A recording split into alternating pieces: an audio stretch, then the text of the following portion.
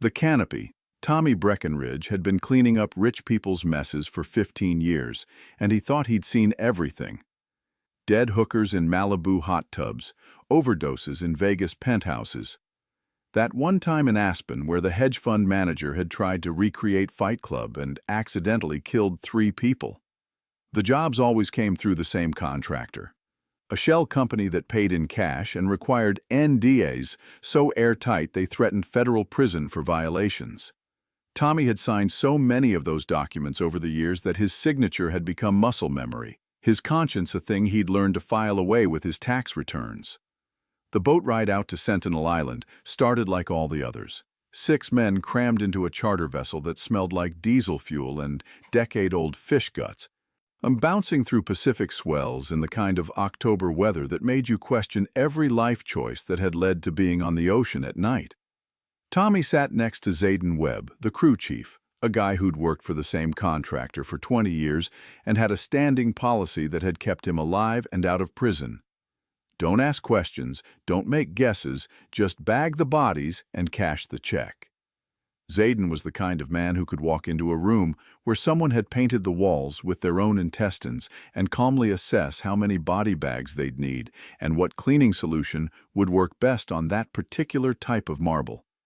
Tommy had seen him do exactly that in a penthouse in Manhattan 3 years ago, and the memory still made his hands shake if he thought about it too long.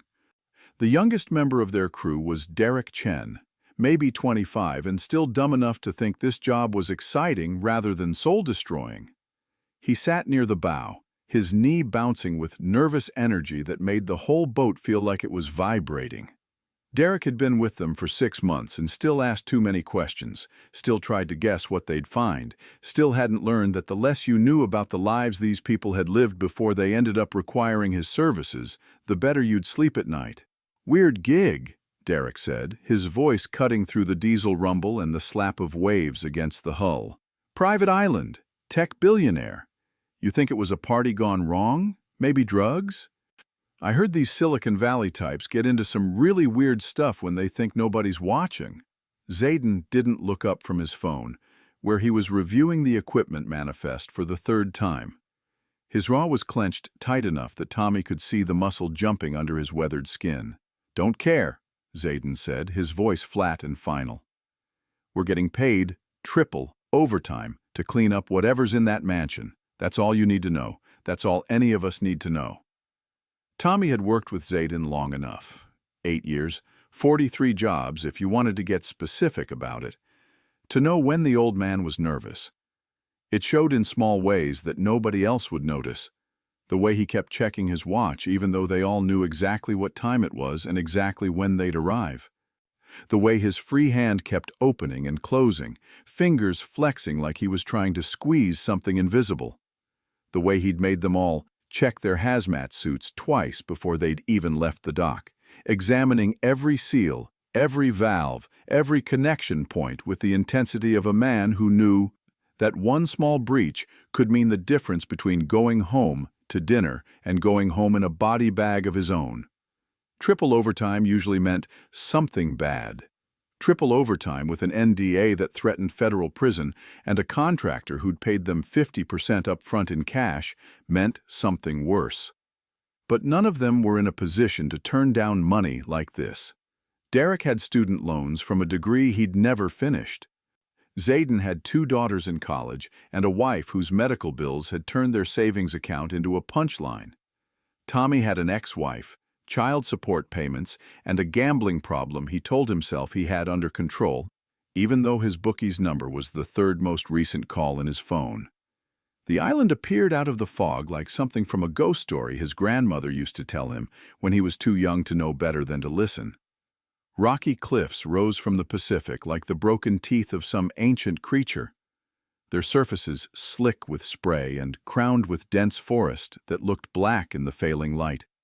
At the highest point sat the mansion, a sprawl of modern architecture that screamed money and taste and the kind of wealth that thought it could buy privacy from the laws that govern normal people.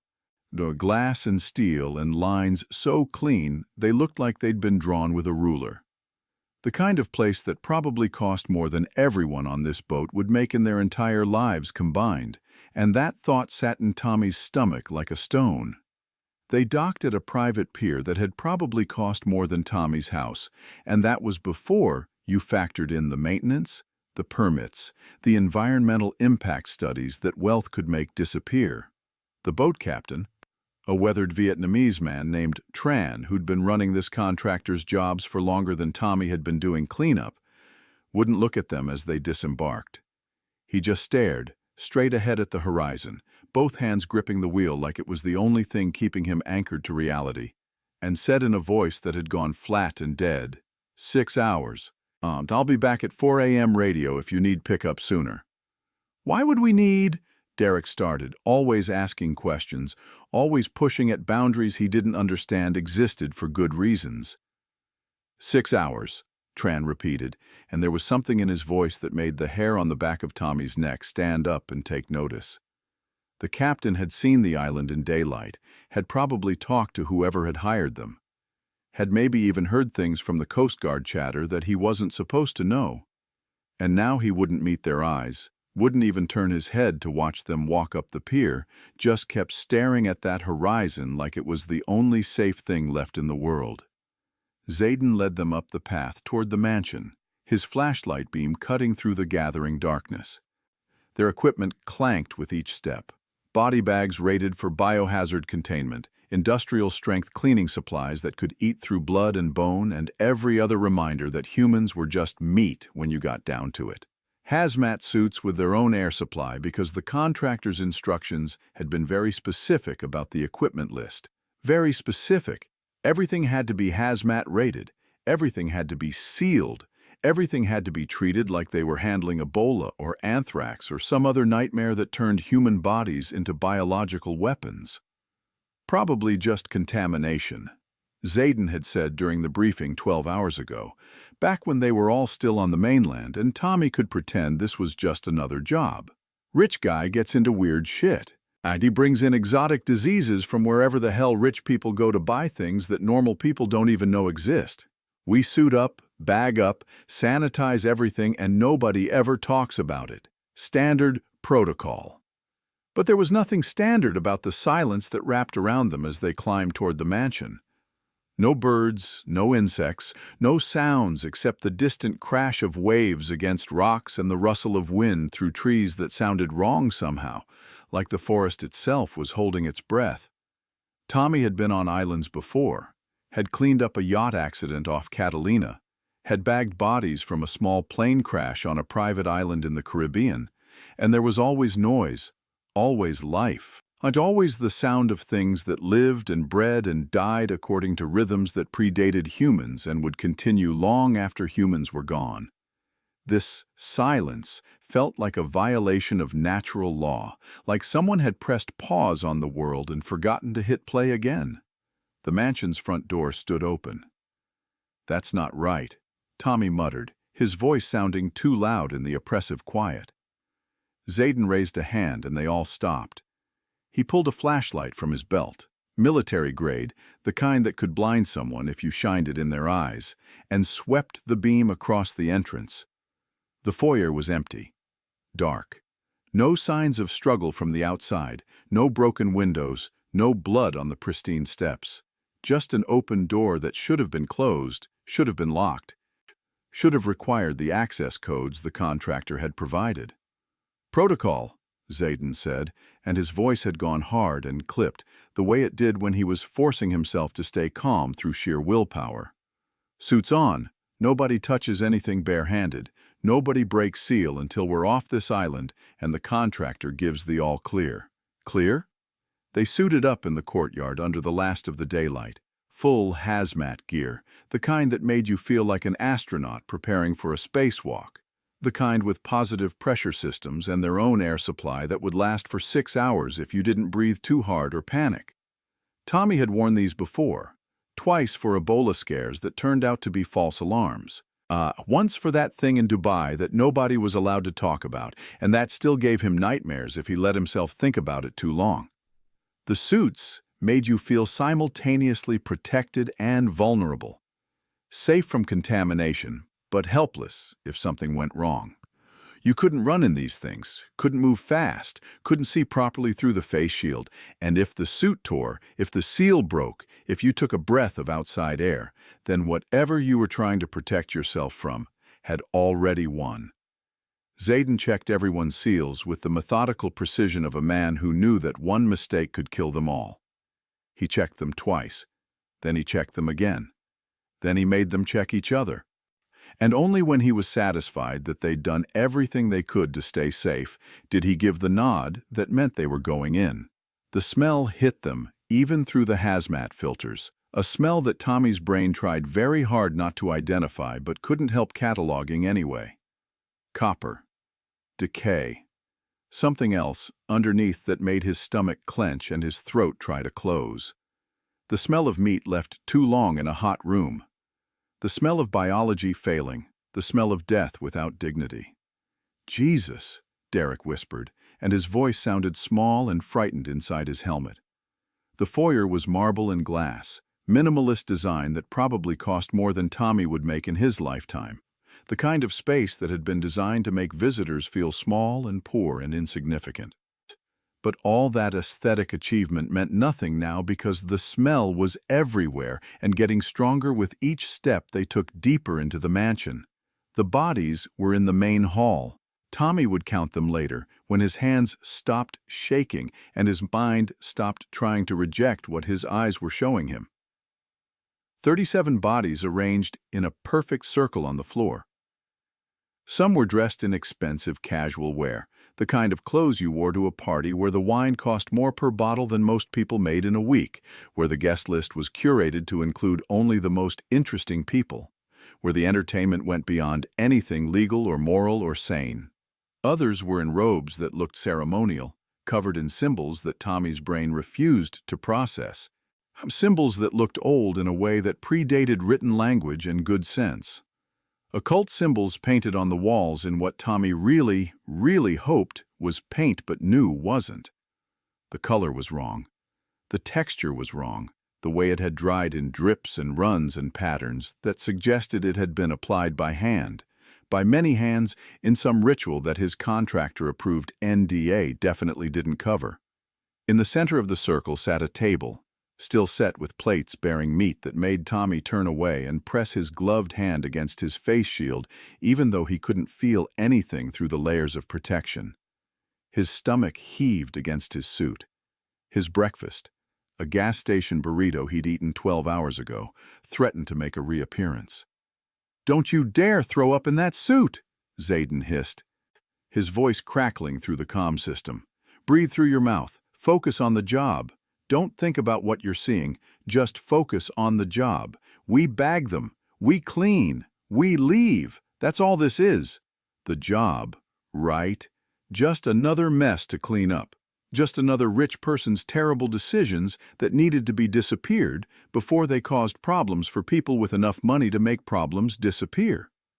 Tommy forced himself to breathe slowly, forced himself to think about his daughter's tuition payment that was due next month, forced himself to remember that this was temporary, and soon he'd be back on the boat and then back on the mainland.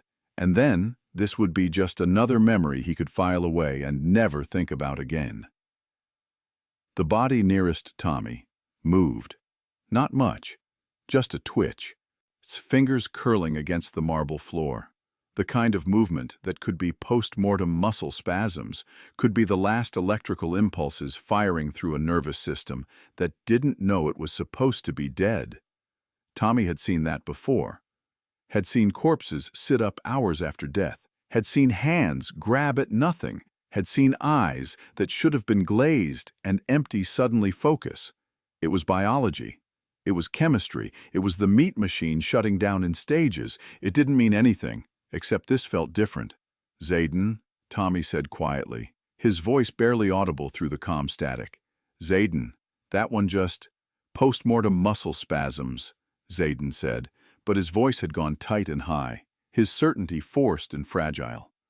"Happens sometimes with fresh bodies. Oh, hasn't been dead long enough for rigor to set in completely. Just give it a minute. It'll stop." But it didn't stop. The body sat up.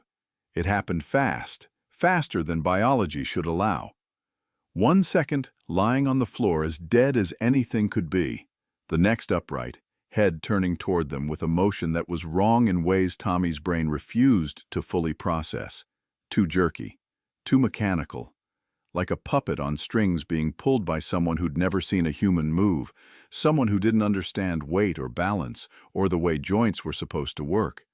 The eyes were clouded over, completely white, like cataracts or blindness or something worse. No iris visible, no recognition, no humanity. Just empty white orbs that somehow impossibly tracked movement, swiveling in their sockets to follow Zayden as he took a slow step backward. "Back to the door," Zayden said, his voice steady through pure force of will. The kind of steady that came from 20 years of walking into rooms that would give normal people nightmares and somehow walking back out again. "Slow, don't run, don't make sudden movements. Just back to the door, and then we're getting on that boat and this becomes someone else's problem." The thing that used to be human lunged.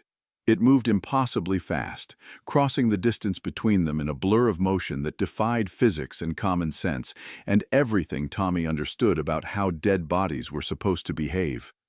Derek screamed and stumbled backward, his arms windmilling for balance.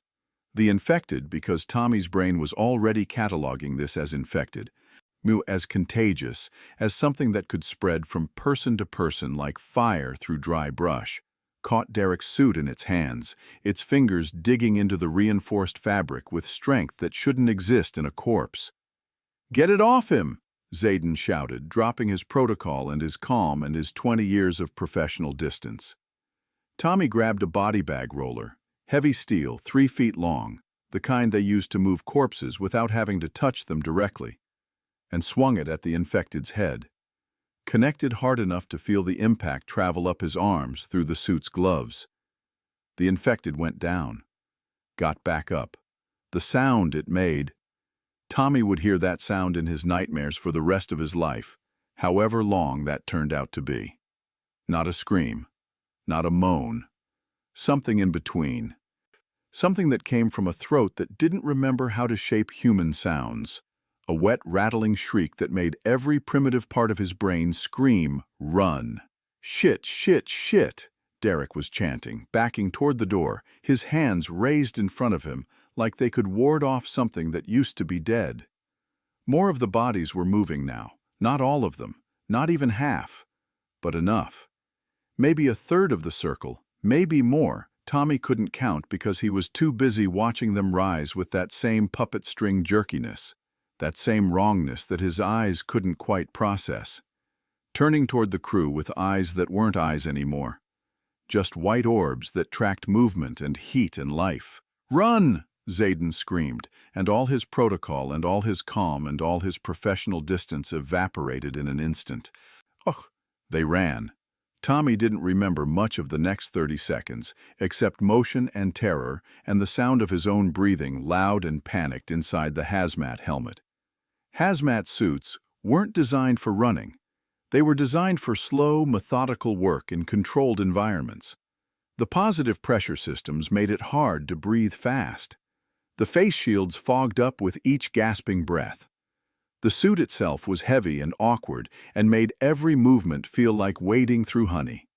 He could hear Derek screaming somewhere behind him, could hear Zayden shouting coordinates or directions or prayers.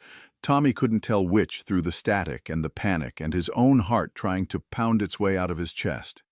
He made it to the foyer, risked a look back. 3 of his crew were down. Tommy didn't know their names, had never asked, had learned not to get close to the people who did this work because they tended not to last long, and now he never would know because they were on the ground and the infected were on top of them.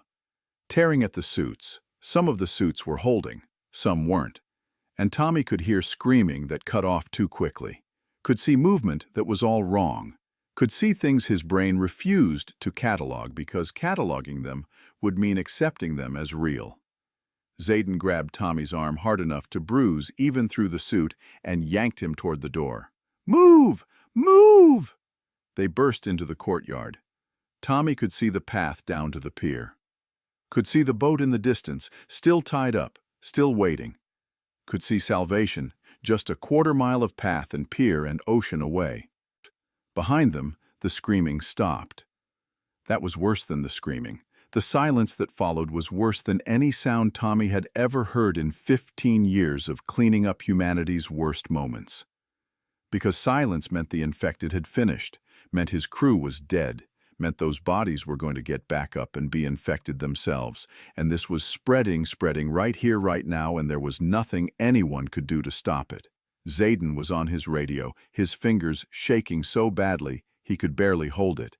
"Mayday! Mayday! This is cleanup crew on Sentinel Island. We have a situation. Multiple casualties. We need immediate evacuation." Static. Then a calm voice. Terrifyingly calm, the kind of calm that came from someone sitting safe in an office somewhere far from this nightmare. "Negative cleanup crew. No evacuation authorized. Contain the situation and wait for further instruction." "Contain!" Zayden screamed into the radio, all his professionalism gone, replaced by pure animal terror. "They're all dead. The bodies are moving. We need... Maintain position. Do not attempt to leave the island. Coast Guard has the area quarantined. Repeat, quarantine in effect. Any vessel attempting to leave will be intercepted. Remain calm. Medical team en route." Zayden looked at the boat in the harbor, at Salvation so close they could almost touch it. Then back at the mansion, where things that used to be dead were stumbling out of the entrance. 3 of them at first, then 5, then more. They moved wrong, too fast in some ways, too slow in others, like they'd forgotten how bodies worked but still knew how to run, still knew how to chase, you still knew how to kill. "The boat," Tommy said, his voice breaking. "We can..." "They'll shoot us before we reach the mainland," Zayden said. But he was already running anyway because staying meant dying for certain, and running at least meant dying while trying. "Quarantine means they'll blow us out of the water if we try to leave. But there's another boat, the yacht. Rich guy's toy. Has to be here somewhere. If we can..." They ran toward the private dock where a yacht sat gleaming and expensive and utterly useless because neither of them knew how to drive a boat that size.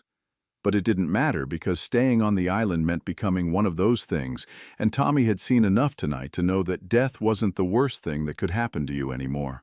One of the infected noticed them, turned its clouded eyes in their direction, made that terrible wet shrieking sound that told all its friends that food was trying to escape.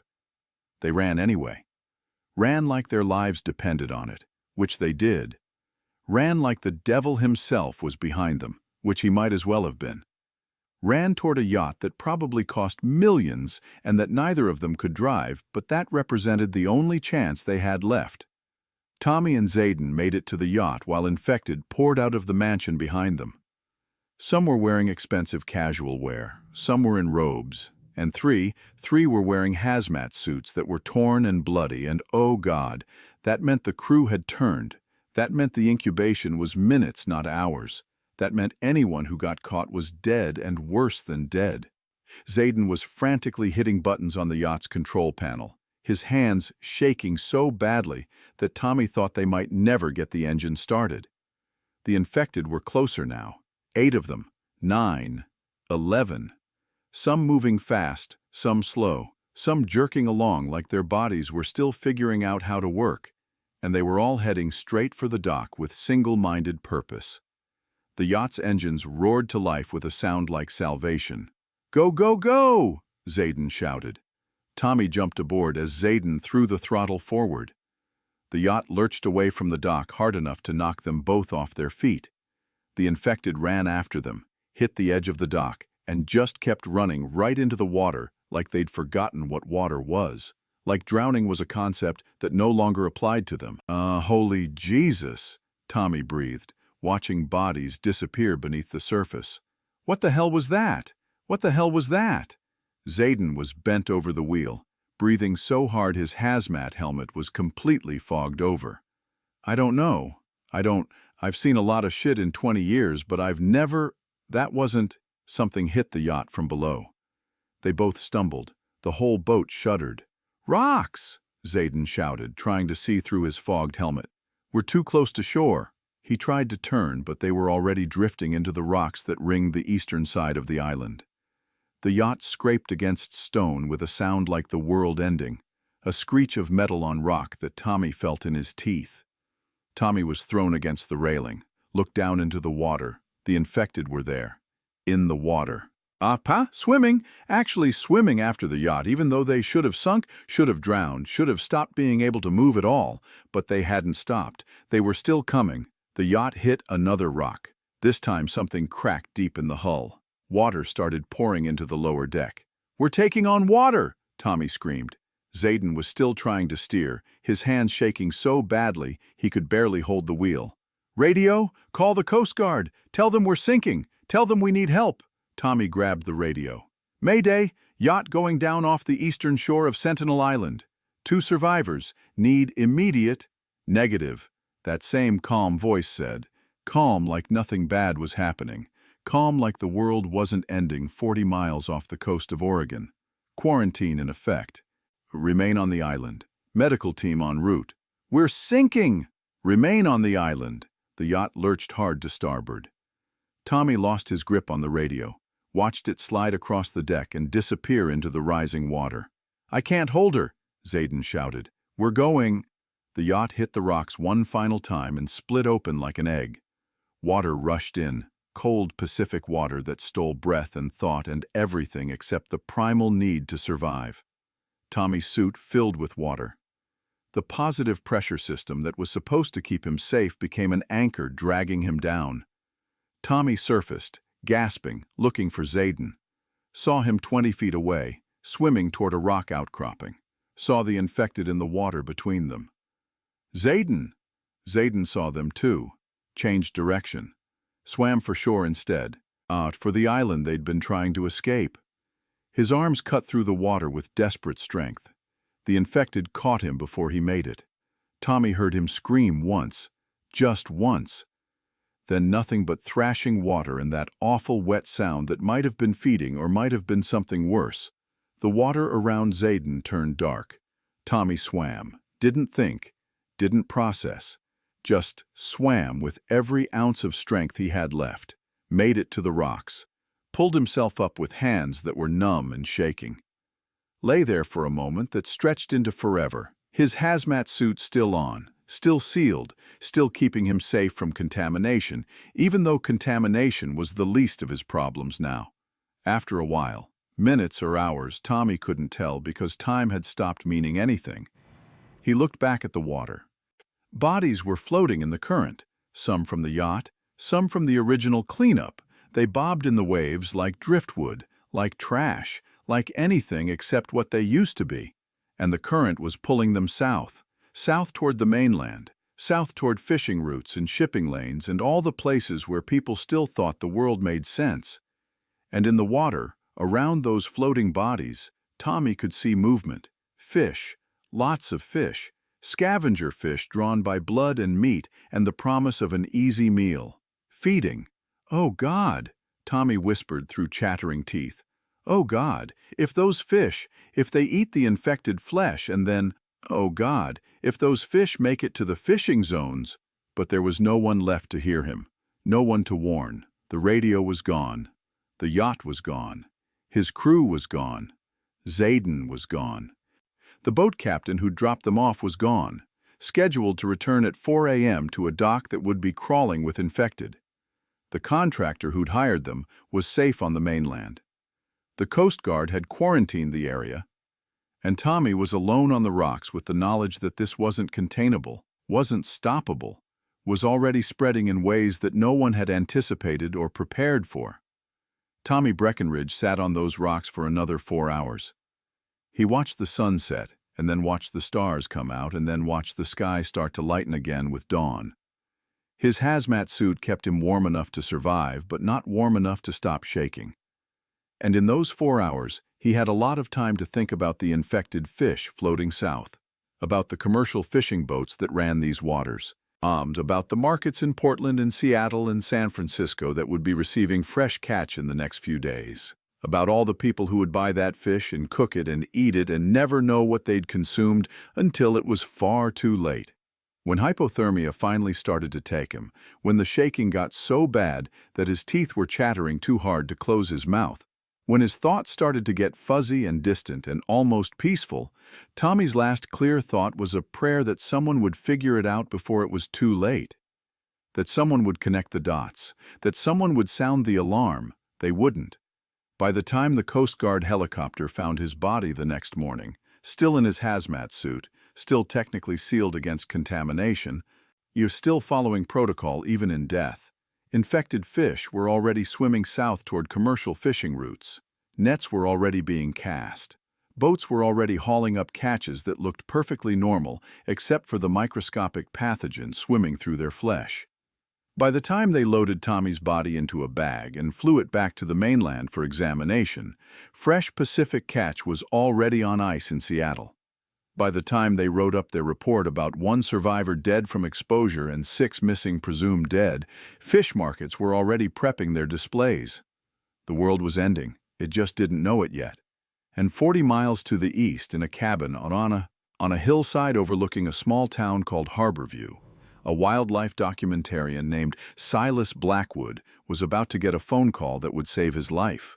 And I was editing footage when Walt's call came through. Not good footage. National Geographic had rejected it 3 months ago with a form letter that might as well have said, "We're just not that into you." But I was editing it anyway because the alternative was staring at my bank account and contemplating which bills to pay and which to let slide for another month. The video showed a spotted owl in its natural habitat, doing exactly what spotted owls do when they think no one's watching. It was good work, professional work.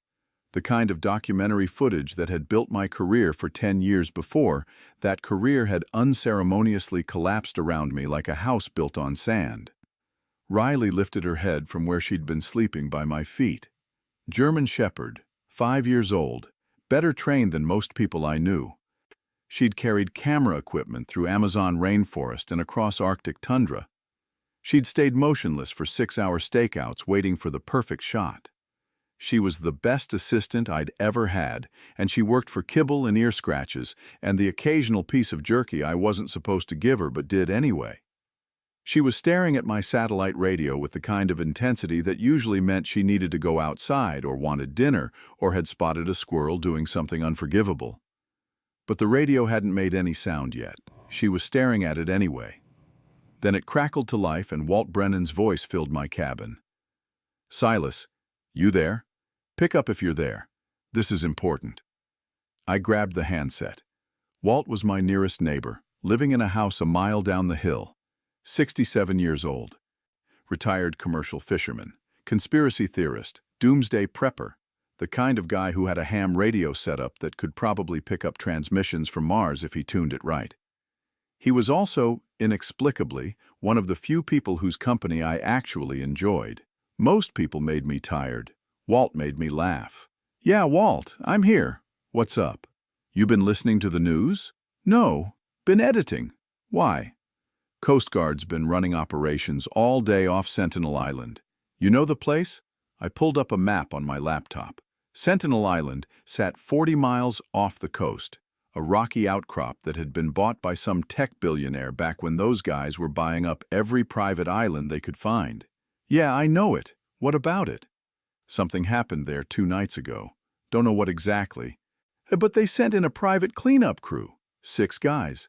None of them made it off the island." I stopped editing. "What do you mean, didn't make it off?" "I mean the boat captain who dropped them off reported no contact at pickup time. Coast Guard went in this morning, found bodies in the water, found bodies on the island, found 1 survivor who died of exposure on the rocks. Guy wouldn't stop screaming about the dead coming back to life. Walt, before you tell me I'm crazy, just listen." Papers rustling on his end. "I've been monitoring Coast Guard frequencies all day. They've got the whole area quarantined, full hazmat protocols, nobody in or out, and Silas, they started a seafood recall this morning. Same day. You think that's a coincidence?" I felt something cold settle in my stomach. "What kind of seafood recall?" "The quiet kind, the kind that doesn't make big news because they don't want people to panic." Just a little notice buried on page 3 about avoiding fresh fish purchased in the last 48 hours from North Pacific zones. No explanation, no details, just out of an abundance of caution. You know what that phrase means? It means they found something. It means they found something, and they don't want to say what until they figure out how bad it is. And Silas? I've got a buddy at the fish processing plant in Newport. He says the state showed up yesterday with guys in hazmat suits and confiscated 3 days' worth of catch. Wouldn't tell him why. Just took everything and left. I pulled up local news on my laptop. The recall notice was there, exactly where Walt said it would be. Health officials recommend avoiding seafood purchased October 17th to 19th from markets supplied by North Pacific fishing zones. While no illnesses have been reported, testing has revealed potential contamination requiring further investigation. No illnesses have been reported, yet. What's your theory? I asked, even though I wasn't sure I wanted to know. I don't have a theory yet, but whatever happened on that island is spreading. I guarantee it. Bodies in the water, fish feeding on those bodies, fish getting hauled up by commercial boats, fish ending up on dinner plates all over the West Coast. You see the chain? That's a pretty big leap from food contamination to, what are you even suggesting? I'm suggesting that you stock up. Food, water, medical supplies, just in case. Because by the time they admit what's really going on, it'll be too late to prepare. Prepare for what? For whatever killed 6 experienced cleanup guys who've seen everything. For whatever made one of them die screaming about the dead coming back. For whatever has the government scared enough to quarantine 40 miles of ocean and lie about why. He paused. Silas, I've been preparing for stuff like this for 40 years. Maybe this is the one time I'm not paranoid. Maybe this is the time I'm right. I looked at Riley. She was still staring at the radio, her ears pricked forward like she could hear something I couldn't. Okay. What should I stock up on? Walt walked me through a preparedness checklist that would have seemed insane 3 days ago. Non-perishable food, water purification tablets, first aid supplies beyond basic bandages, batteries, flashlights, tools, a way to filter and boil water, a way to defend yourself if things got bad. I can't afford all this, I said, looking at my bank account. I'm 3 months behind on rent. My career's in the toilet. I'm eating ramen for dinner. I've got extras of most of it. Come down this evening. I'll set you up with basics. Consider it insurance. If I'm wrong, you've got emergency supplies you should have anyway. If I'm right, you'll thank me. After we hung up, I sat there staring at my laptop. The seafood recall notice, the vague language, the abundance of caution. I pulled up everything I could find about Sentinel Island. Not much. Private island, owned by Zayden Chen, a tech billionaire who'd made his fortune in social media before pivoting to something involving biotech and offshore research facilities. There were rumors about weird parties, about cult activities, about experiments that skirted the edge of legal and moral boundaries. But those were just rumors. Rich people always attracted rumors. I found an obituary. Zayden Webb, age 41, former military police, died October 18th under circumstances the family declined to discuss. A comment underneath from someone claiming to be his sister. The company he worked for won't even tell us what happened. They just sent us a check and an NDA. Please, if anyone knows anything, contact me. The date matched. The description matched. Zayden Webb had been the crew chief on Sentinel Island. I should have dismissed it. Should have written it off as Walt's usual paranoia. Should have gone back to editing footage that no one wanted to buy. But instead, I found myself pulling up marine biology research sites, looking up contamination patterns, reading about prion diseases and waterborne pathogens, and all the ways that biology could go wrong in ways that made horror movies look quaint. And I kept coming back to one thought. What if Walt was right? At 5 p.m., I drove down to Walt's place. His house looked normal from the outside. Small ranch, well-maintained yard, American flag flying from a pole by the driveway. You'd never know about the bunker underneath unless he showed you, which he did. Been building this since Y2K, Walt said as he led me down a concealed stairway in his basement. Figured when civilization finally figured out it was living on borrowed time, I'd be ready. The bunker was impressive in a terrifying way. Concrete walls, air filtration system, Shelves tracked floor to ceiling with freeze-dried meals, water jugs, medical supplies, ammunition, tools, and everything else you'd need if the world ended tomorrow.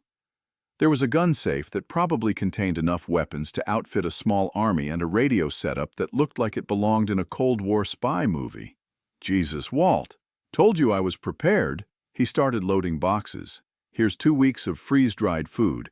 Each meal is about 800 calories. Water purification tablets. Each bottle purifies up to 1,000 liters. First aid kit with antibiotics, sutures, painkillers, everything you might need if hospitals are overwhelmed. Batteries.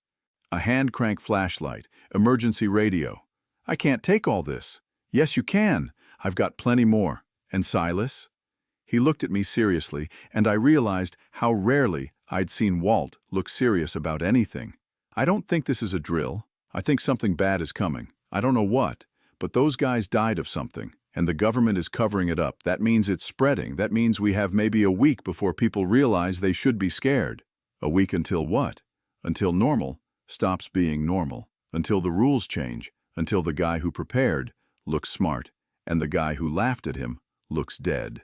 I loaded everything into my truck, drove back up the hill to my cabin, spent the evening organizing supplies and wondering if I'd lost my mind. Riley wouldn't settle down. She kept pacing the cabin, whining softly, staring out the window at the forest like she could see something I couldn't. "It's okay, girl," I told her. "We're just being prepared. Walt's probably wrong. This is probably nothing." But I grabbed my binoculars anyway. My spotting scope, looked down at Harbor View. The town looked normal. Lights coming on as evening fell. Cars heading home from work. Life as usual. Except there were more ambulances than normal. I counted 6 in the span of 10 minutes, all heading toward the hospital. And the Coast Guard helicopter was making runs offshore again, visible even in the failing light. I called Walt. "You seeing this?" "Yeah. Been monitoring emergency channels since this afternoon. Hospitals getting slammed with some kind of flu outbreak, or that's what they're calling it. Patients presenting with fever. Confusion, aggressive behavior. Flu doesn't cause aggressive behavior." "Exactly.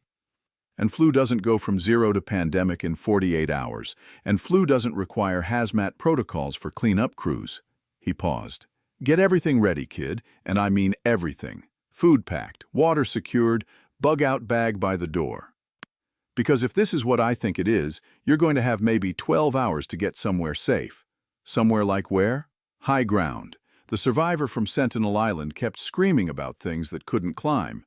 Kept saying stay high, stay above them. So find somewhere elevated, defendable. "And Silas, don't let anyone bite you." "Bite me?"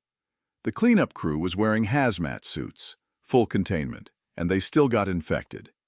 That means this spreads through contact, through fluids, through any breach in your skin, so no physical contact with anyone showing symptoms, no exceptions, no heroics, no rescue missions. You see someone who looks sick, you stay the hell away from them. That was October 26th, 2 days before everything fell apart.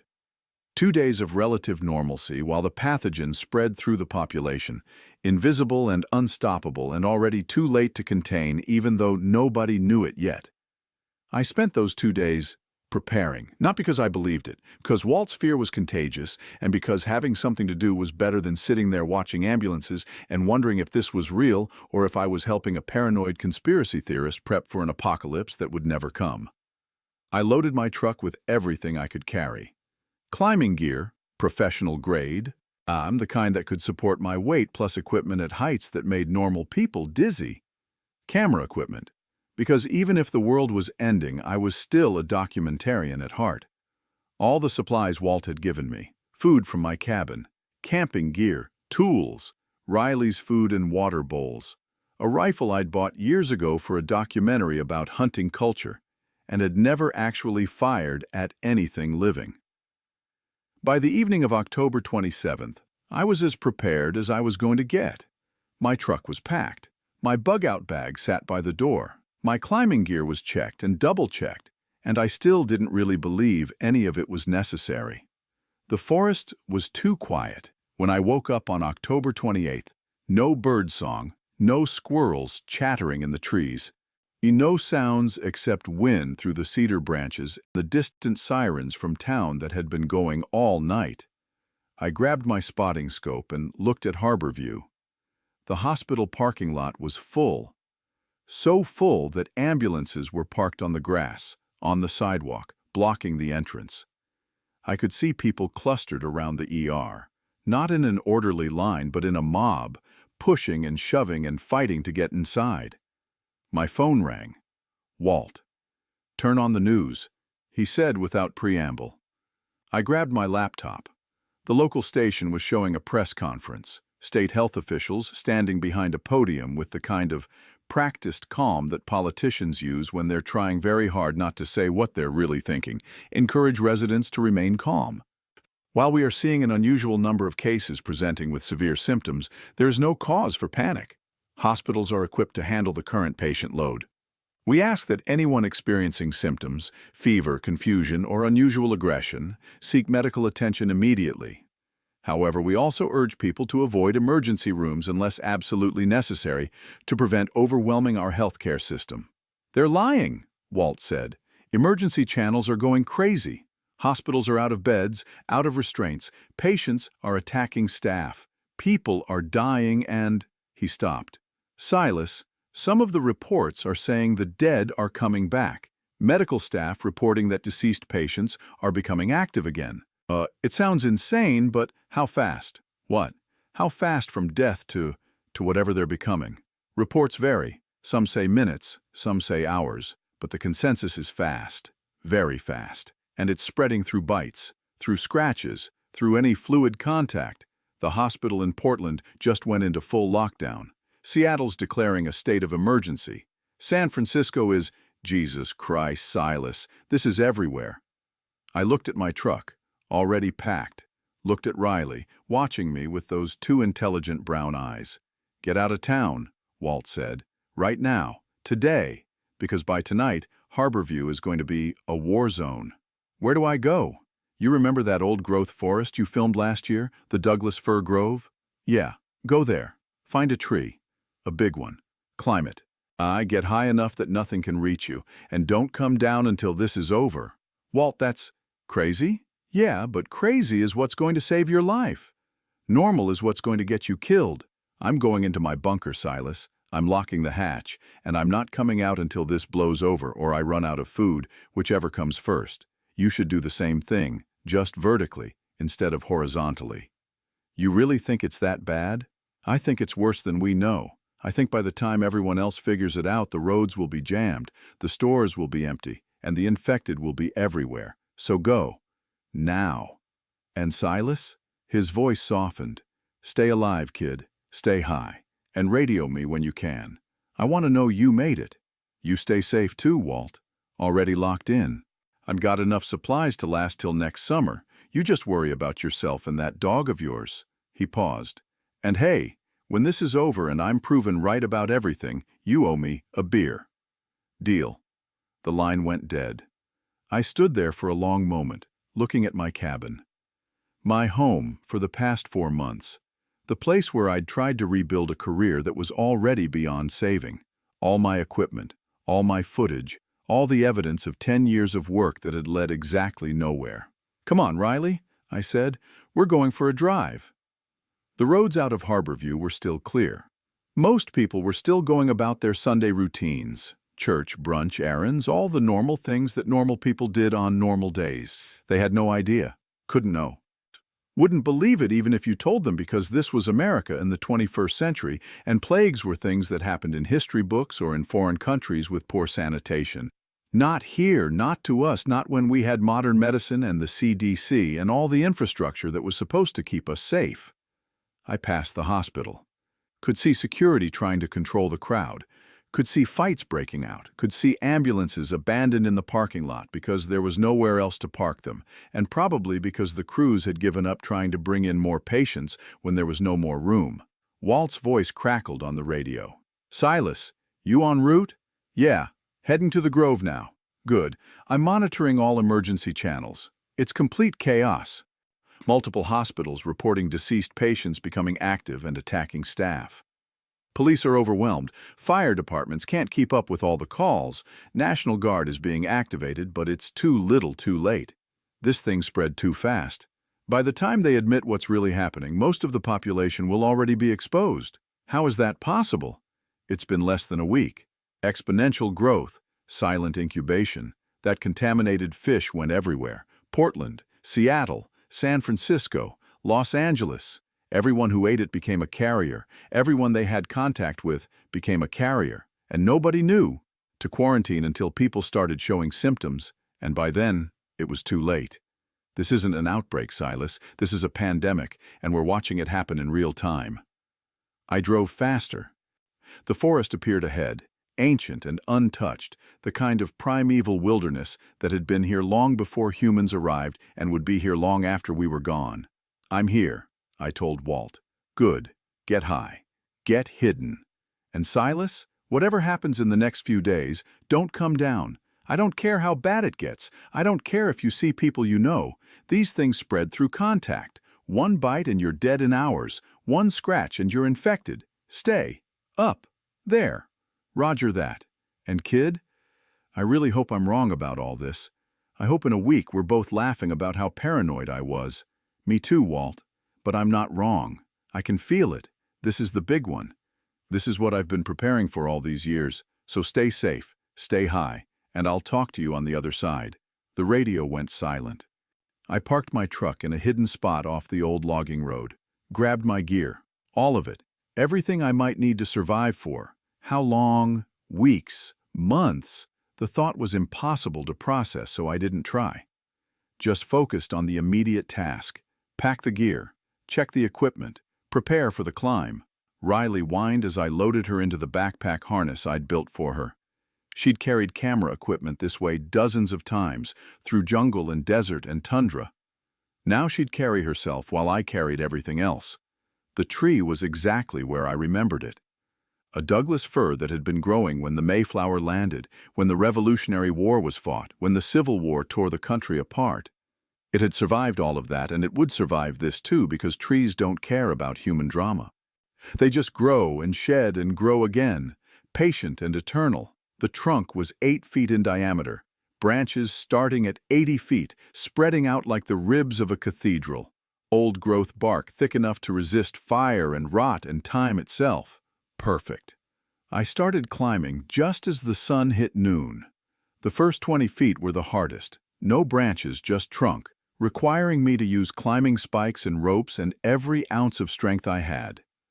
Riley's weight on my back made it worse, but I couldn't leave her on the ground. Couldn't risk it. If this was really happening, if the world was really ending, then Riley was coming with me. By the time I reached the 80-foot mark, my arms were screaming and my legs were shaking, and I was pretty sure I'd pulled something in my back. But I'd made it to where the branches started, where I could build a platform, where I could survive. I rigged my first platform using ropes and carabiners and the emergency tarp I'd brought. Just a basic structure, barely big enough for me and Riley and our supplies. But it would do for now. I'd improve it later, if there was a later. From 80 feet up, I had a panoramic view of Harborview. Could see the whole town, spread out below me like a model. Could see smoke rising from multiple buildings. Could see cars crashing. Could see people running through the streets. Could see other people chasing them. My phone rang. Not Walt this time.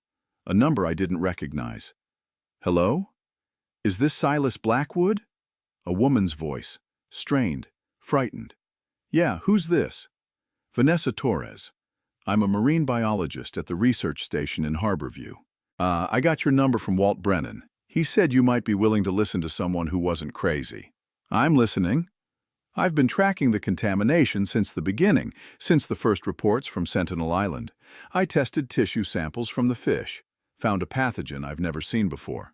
Tried to report it, but nobody listened until it was too late. They're saying it's a flu outbreak, but it's not flu, it's something else. Something that spreads through blood and saliva. Something that has an incubation period measured in hours, not days. And something that—" She stopped. "This is going to sound insane. Try me. something that reanimates dead tissue, not brings it back to life. That's not scientifically possible, but something that hijacks the nervous system. That takes control of the body even after clinical death. That turns corpses into vectors for transmission. I've been documenting it, taking samples, recording everything, but I'm running out of time, and I need someone to know what I know in case I don't make it. Where are you? The research station. But it's not safe here. The hospital is overrun. People are fleeing into the streets. The infected are spreading. I can see it happening from my window, and there's nothing I can do to stop it. Can you get out? Get somewhere safe? Safe doesn't exist anymore. Everywhere is infected or about to be. The best I can hope for is to finish documenting and upload my research before she stopped again, before I join them. You're not infected. Not yet, but it's only a matter of time. This thing is too contagious, too fast. Too efficient, like it was designed to spread. A bitter laugh. Maybe it was. Maybe that cult on Sentinel Island was experimenting with bioweapons. Maybe some billionaire wanted to play God and lost control. Maybe it doesn't matter anymore because the why doesn't change the what. What can I do? Stay alive, stay isolated, and if you make it through this, tell people what happened. Tell them it started on Sentinel Island. Tell them the government knew and tried to cover it up. Tell them 6 cleanup workers died, trying to contain it, and the Coast Guard quarantined the evidence. Tell them that, by the time they admitted the truth, millions of people were already infected. Tell them, her voice broke, tell them we tried. Some of us tried to warn people. We just didn't try hard enough. Vanessa, I have to go. I'm uploading everything to the cloud. All my research, all my documentation. If you survive, look for it. User V Torres. Password Sentinel 2024. Everything's there. Good luck, Silas. Stay high. Stay safe. And if you see any infected, don't let them touch you. Don't let them scratch you. Don't even let them breathe on you, because this thing is too good at what it does and we never had a chance. The line went dead. I sat there on my platform 80 feet above the ground, watching smoke rise from Harborview, listening to sirens that wouldn't stop, knowing that somewhere down there, Vanessa Torres was finishing her research, knowing she probably wouldn't survive to see anyone use it. The sun set. The town burned. And I was alone. In a tree with my dog, watching the end of the world, knowing that Walt had been right all along, knowing that normal was dead, knowing that the ground had become death and only height would save me now. The screaming started around midnight. Not individual screams. Those had been happening all evening, distant and sporadic enough that I could almost pretend they were something else. Car accidents or domestic disputes or anything except what they actually were. This was different. This was a sustained chorus of terror rising from Harborview like smoke, thousands of voices blending into a sound that human vocal cords should not be able to produce. Riley pressed against me on the platform, whining deep in her throat. I wrapped my arms around her and tried not to think about all the people down there who were experiencing the end of everything they knew. Tried not to think about Vanessa Torres in her research station, uploading data with one hand while probably barricading her door with the other. Tried not to think about Walt, locked in his bunker, listening to emergency channels dissolve into static and chaos. My radio crackled. Silas, you there? Yeah, Walt, I'm here. You safe? As safe as I can be 80 feet up a tree. You? Locked in tight. Got my air filtration running. Got my supplies organized. Got my rifle loaded just in case something gets through, though I don't think anything will. This bunker could survive a direct hit from a freight train. He paused. You hear that screaming? Yeah. It's spreading faster than I thought possible. Emergency channels are gone. Most of them just went to static about an hour ago. The ones still broadcasting are, "It's bad, Silas. Really bad. Police are overwhelmed. Fire departments have abandoned their stations. Hospitals are being overrun by patients who died hours ago but won't stay dead. People are fleeing to their cars and finding the roads blocked by accidents and infected and—" He stopped. I've been preparing for this moment for 40 years. Thought I'd feel vindicated. Thought I'd feel smart. All I feel is sad. Yeah. How's your setup? Basic. Got a tarp rigged for shelter. Got my supplies accessible. Got enough rope to secure everything. Riley's doing okay, considering she's strapped to a platform 80 feet in the air. Good dog. Smart dog. You take care of that dog, Silas. She might be the only family you have left before this is over. Another pause. I'm going to sign off now. Need to conserve battery. Need to ration my resources. But I'll check in every evening at 6. You do the same. And if I don't answer, well, you'll know what that means. Don't talk like that. I'm 67 years old with a bad hip and high blood pressure. If this thing gets into my bunker, I'm not fighting my way out. I'm just being realistic. But Silas, I built this bunker right. I stocked it right. I prepared right. So unless I do something stupid, you should be hearing from me for a long time. Stay smart, Walt. You too, kid. Stay high. Stay hidden. And whatever you do, don't try to be a hero. Heroes die first in situations like this. The line went dead. I spent the rest of the night watching Harborview burn. Not everywhere. Not like a bombing or an earthquake. But I could see fires scattered throughout the downtown area. See emergency lights that never stopped flashing. See movement in the streets that looked wrong even from this distance, too jerky or too fast or too coordinated in ways that humans moving normally shouldn't be. Morning came cold and gray, with fog rolling in from the Pacific to blanket the town in mist. The screaming had mostly stopped. That was somehow worse than when it had been loud. Silence meant the screaming was over, meant people had either escaped or died, or become something that didn't scream anymore. I ate breakfast from a freeze-dried meal packet. Chicken and rice that tasted like cardboard and chemicals but contained 800 calories and would keep me alive for another day. Riley got her kibble and fresh water from the bottle I'd hauled up. We had enough food for maybe 2 weeks if I rationed carefully. After that, well, I'd worry about that when I got there. The platform was barely big enough for both of us to lie down, but it would have to do until I could make something better. I had lumber in my truck, had tools, had everything I'd need to build a proper survival shelter. But getting down to the truck meant descending 80 feet, loading supplies, climbing back up with weight that would test even my professional-grade equipment. I'd done it before with camera gear, never tried it with 2x4s and roofing materials. Around noon, I saw my first infected up close.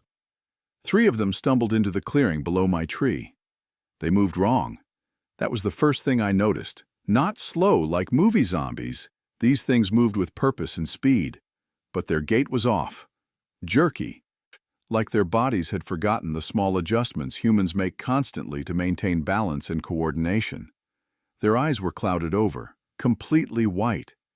No visible iris or pupil, just milky orbs that shouldn't be able to see anything, and yet clearly could, because they were tracking movement, following sounds, turning their heads with mechanical precision toward stimuli I couldn't identify from this height. One of them was wearing what used to be a police uniform. Blood covered the front of his shirt. One arm hung at an unnatural angle, clearly broken, but he didn't seem to notice or care. The other 2 were civilian clothes, jeans and t-shirts that might have been normal before they'd been soaked in blood and worse things. They circled my tree, looking up, looking around, making sounds that were almost words but not quite, wet rattling noises that came from throats that weren't built for speech anymore. Riley started to growl. I clamped my hand over her muzzle. "Quiet," I whispered. "Quiet, girl." She stopped growling, but her whole body was tense, ready to fight or flee, except we couldn't do either from 80 feet up. The infected stayed for maybe 10 minutes, circling, searching. Then one of them made a sound that might have been a call or might have been random noise, and all 3 of them turned and stumbled off into the forest in perfect coordination, like they'd received a signal I couldn't hear. I waited another hour before I relaxed, waited to make sure they were really gone. Waited to make sure they weren't coming back. "Okay," I told Riley. "Walt was right, they can't climb. But they can hear, they can see somehow, and they move in groups, so we stay quiet, we stay still, and we don't come down until we absolutely have to." She licked my hand. It was the best answer I was going to get. Over the next 3 days, I built my survival platform into something that might actually work long-term. I made supply runs at night when the infected seemed less active, moving like a ghost through the darkness to my truck and back up the tree with loads of lumber and tools and materials. It was exhausting, terrifying work. Every trip down was a gamble. Every trip back up was a test of strength and endurance that left me shaking. But by day 4, I had a 12 by 12 platform with a tarp roof, storage for supplies, a sleeping area that kept Riley and me mostly dry when it rained. I had a pulley system for hauling water and supplies. I had rope ladders I could pull up when needed. I had everything I needed to survive up here for. How long? Months? Maybe. Walt checked in every evening at 6. His voice got more strained each day. "Food running low faster than I thought," he said on day 7. "Been rationing, but I might have miscalculated, thinking about making a run to my backup cache. Half-mile from here. Should be safe enough if I go at night." "Don't," I said. "You're safe in that bunker. Food will last longer than you think if you ration right." "Yeah, you're probably right. I'm getting bored, kid. Been locked in this concrete box for a week. No sunlight, no fresh air. Nothing but freeze-dried meals and emergency rations and the same 4 walls. Starting to think maybe getting eaten by zombies would be preferable to dying of boredom." "Stay in the bunker, Walt." I know. I'm just talking. Helps to talk. Keeps me from going crazy. "You doing okay up there?" "Yeah. Platform's solid. Food's holding out. Riley's adapting. Haven't seen any infected near the tree in 2 days." "Good. That's good. Means they're spreading out, moving toward noise and population centers. You're in the middle of nowhere. Should be relatively safe. What about you?" "Suburban neighborhood. Lots of houses. Lots of people who were alive a week ago and aren't anymore.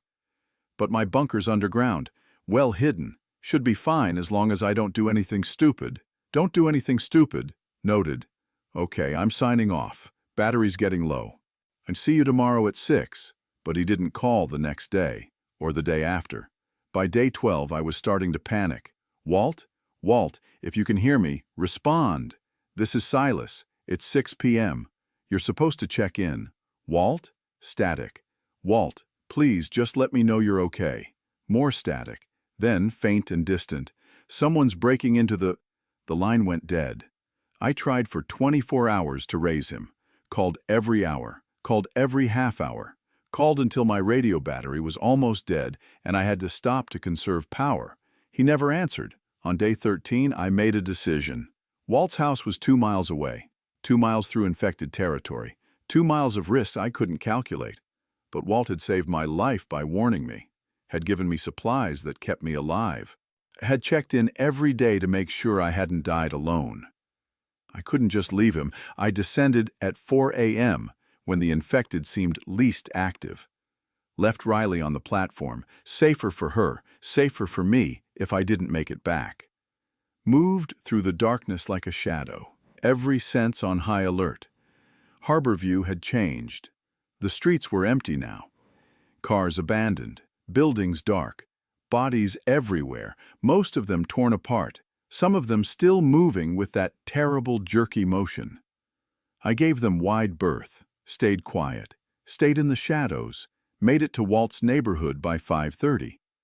His house looked intact from the outside. No broken windows, no signs of struggle. But the front door was open, and that was wrong. Walt would never leave his door open. Walt was too careful. I found the bunker hatch in the basement. And it was open too. The heavy steel door that should have been sealed was hanging loose. I descended into the bunker slowly, my flashlight cutting through the darkness. Walt's body was at the bottom of the stairs. He'd been shot, not bitten, not torn apart, just shot, clean through the chest, probably died instantly. His journal lay next to him, open to the last entry. I read it by flashlight. Day 11. Heard voices outside. Multiple people. They're trying to get into the bunker. I can hear them digging. I warned them to leave. They didn't listen. They found the hatch. They're coming in. Group of 10 to 12 armed survivors, calling themselves grounders, taking supplies by force.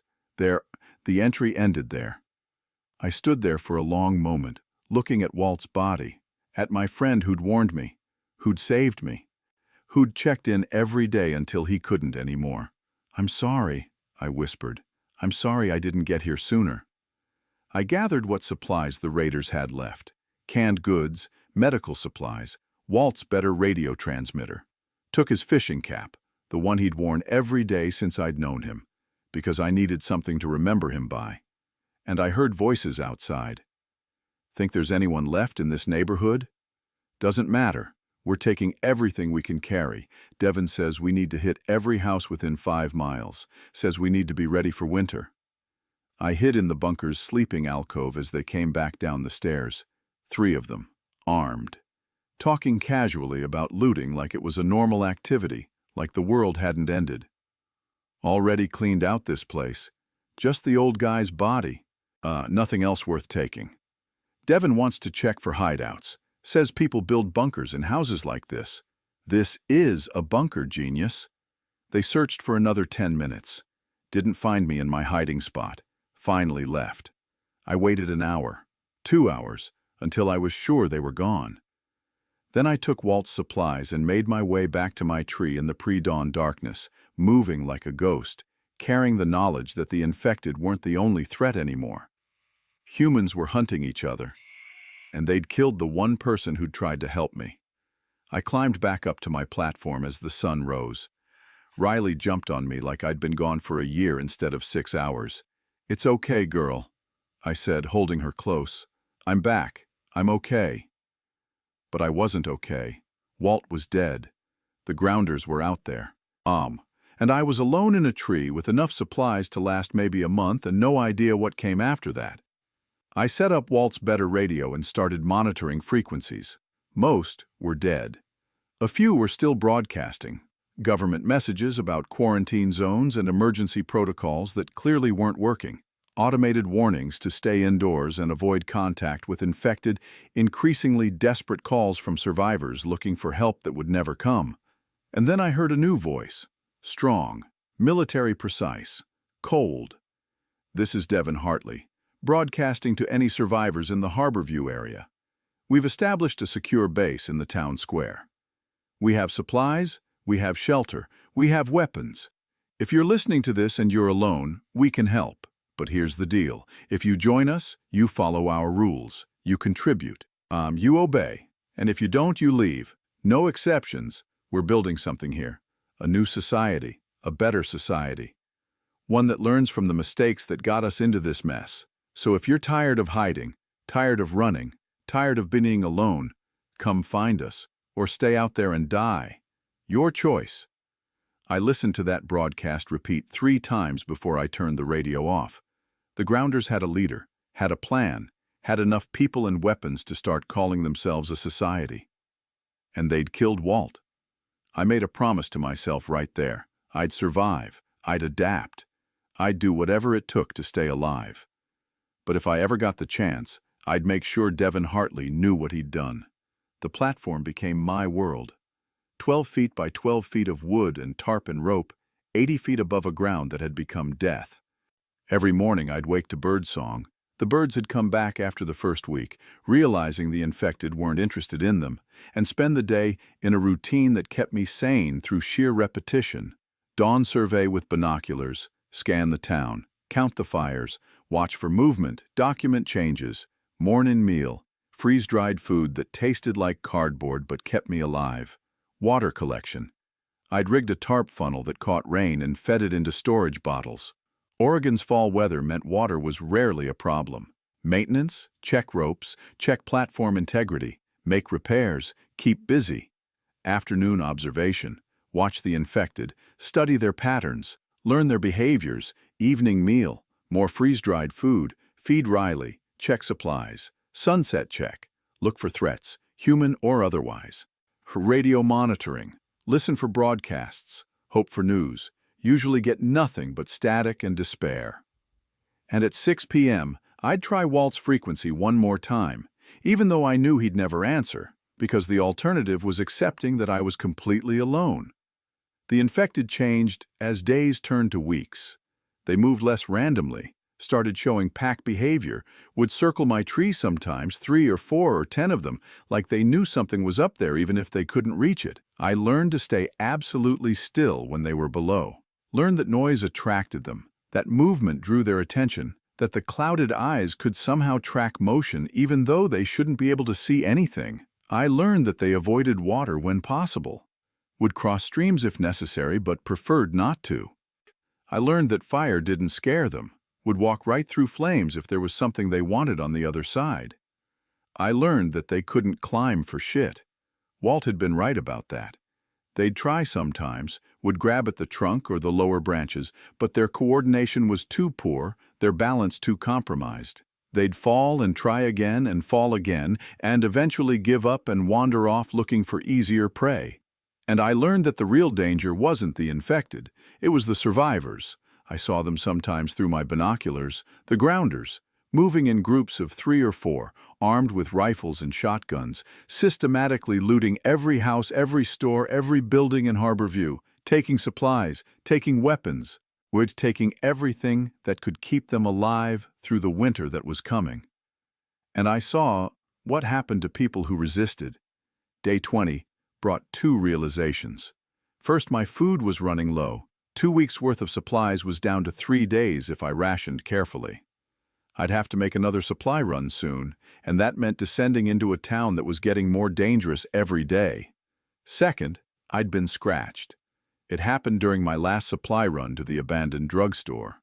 I'd been careful, had moved quietly, had avoided every infected I'd seen.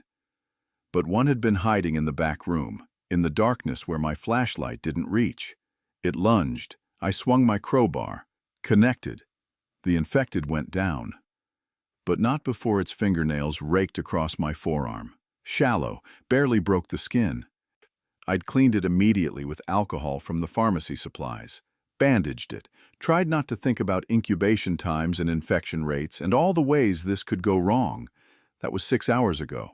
Now I sat on my platform, watching the scratch turn red and angry, feeling fever building in my forehead, wondering if the next few hours would turn me into one of those things or if I'd be one of the lucky ones who just died. Riley wouldn't leave my side. She pressed against me, whining softly, like she knew something was wrong. "It's okay, girl," I lied. "I'm going to be fine." The fever got worse. I tied myself to the tree with climbing rope so I wouldn't fall if I passed out. Set my radio to broadcast on Walt's old frequency in case someone was listening, in case I needed to warn them before I turned. "This is Silas Blackwood. I'm in the old growth forest 2 miles north of Harborview. If you're hearing this, I might be infected. Might turn. If you see a tree with a platform at 80 feet, stay away. If you see me up here, don't try to help. Just stay away." The fever peaked around hour 4. My vision started to blur. My thoughts got fuzzy. I could feel my pulse racing, feel my body fighting something it couldn't identify, feel the infection spreading through my bloodstream. Riley barked. Once, twice. I tried to quiet her, but my arms wouldn't move right. And then the fever broke. Just like that. Like someone had flipped a switch. One moment I was burning up. The next I was drenched in cold sweat, but thinking clearly. I checked my temperature with the thermometer from my first aid kit. 98.6. Normal. I checked the scratch. Still red, still angry, but not spreading, not festering. I checked my eyes in the small mirror I kept for grooming. Clear, normal color, no cloudiness. I wasn't turning, but something was different. Riley made a sound. Not her normal bark or whine, something else. And I heard it as, not words, not English, but conveyed meaning. Conceptual information that my brain processed as, danger below, moving things, stay quiet. I looked at her. She looked back, tilted her head, did it again. That same sound, that same transferred meaning. Strange smell, wrong smell, dead things walking. "Riley?" I whispered. She barked, and I heard, "Silas okay? Silas safe? Silas not wrong smell?" Oh God, I could understand her, not her actual sounds, not like she was speaking English. But the intent behind the sounds, the emotional content, the conceptual meaning, like my brain had suddenly developed the ability to translate animal communication into something I could process. I tested it, thought very clearly. "Riley, come here." She came immediately, sat beside me. Made a sound that meant, "Here." "Good." "Silas." "Good." This wasn't possible, wasn't scientifically feasible. Brains didn't just develop new capabilities overnight. But then again, people didn't rise from the dead either, and that was happening all over the world. I remembered Vanessa Torres, remembered her saying the pathogen hijacked nervous systems. What if the scratch had exposed me to a modified version? What if instead of taking over, it had integrated? What if... A crow landed on a branch 10 feet above me, cawed once. And I heard, "Man thing in tree, alive thing, not dead walking thing. Interesting." The crow tilted its head, cawed again. "Food? Man thing has food?" I pulled out a piece of jerky from my supplies, tossed it to the branch. The crow hopped down, grabbed it, made a sound that was unmistakably pleased. "Good, good, man thing gives food." And then more crows, 3, 5, 10, landing on branches around my platform, all of them making sounds I could suddenly understand. Man thing friendly, man thing safe, man thing not chase, dead walking things below, many, man thing safe above. I sat there surrounded by crows, able to understand their communication for the first time in human history, or at least the first time in my history, and realized that the infection hadn't killed me.